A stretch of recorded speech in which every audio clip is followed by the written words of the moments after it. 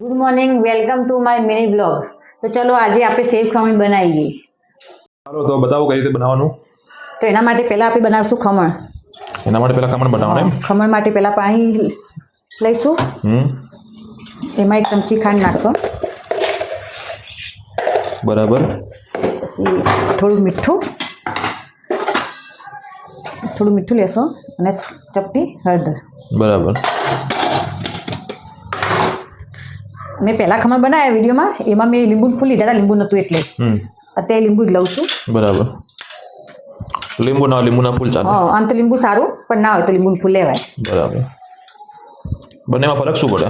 ફરક નહીં, લીંબુ ફૂલ ના ખાઈએ તો સારું, ઓછા ખાઈએ એટલું. બરાબર. એક લીંબુ નીચવી દેવાનું અને બધું મિક્સ કરી દેવાનું.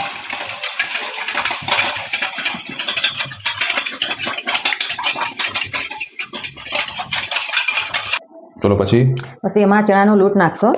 કિલો નાખવાનો? બસ ખીરું બનાવવાનું. આપણે ઢોકળાનું એવું નહીં બનાવતા, એ ટાઈપનું ખીરું બનાવવાનું. બહુ પતલું નહીં, બહુ જાડું નહીં.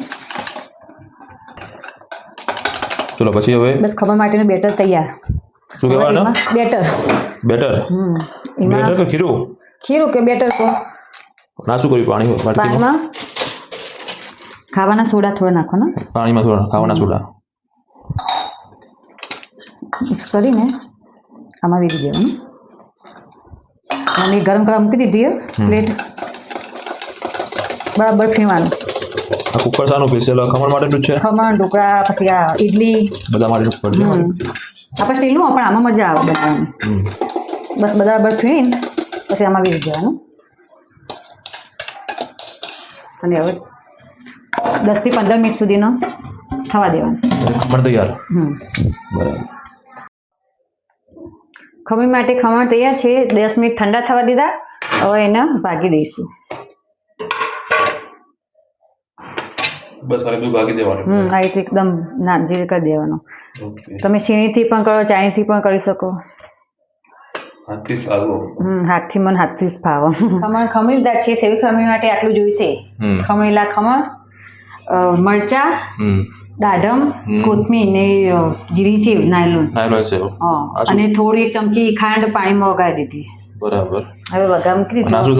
વઘાર મૂક્યો તો તેલ ગરમ થઈ ગયું. એમાં રાઈ નાખશો, જીરું, હિંગ, મરચાં. એમાં થોડું પાણી, આ ખાંડવાળું પાણી વેચો.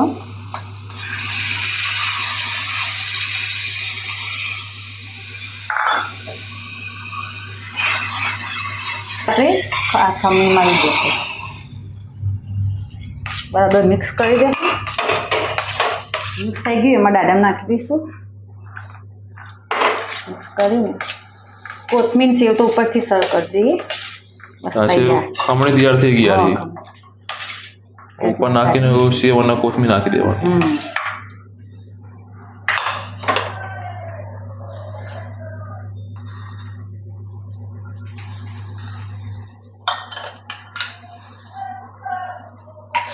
ચલો તૈયાર સેવ ખમણી. તો સેવ ખમણી તૈયાર થઈ ગઈ છે. તો ચાલો ટેસ્ટ કરીએ સેવ ખમણીનો કઈ બને છે, જોઈ લો.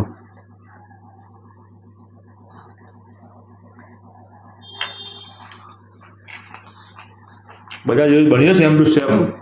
તમે પણ જરૂર ટ્રાય કરજો ઘરે. Thank you.